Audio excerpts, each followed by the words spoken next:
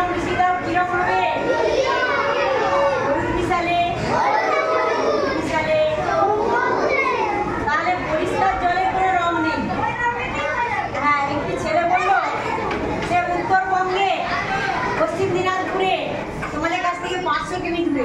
সে বললো যে পরিষ্কার জলের রং নেই, কিন্তু পচা জলের রং আছে। আমি বললাম খুব ভালো বলেছো বাবা।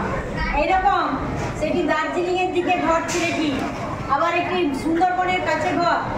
সে বলেছে পরিষ্কার জলের রং নেই, কিন্তু ট্যাঙ্কে লোহা মেশানো, মরচি মেশানো জলের রং আছে। তাহলে কত বুদ্ধি বলো তো। তোমাদেরও দিদিরা বলেছে আমের রং সবুজ, কেউ বলেছে হলুদ, দুটোই ঠিক হবে, কাঁচাই সবুজ, পাকবে হলুদ। তাহলে সবই চিন্তা করে নিতে হবে, তাই তো? আর তোমরা যে সংখ্যা তৈরি করো কত দিয়ে, আচ্ছা ঠিক আছে, আপনি একবার কেটে দেন। আমি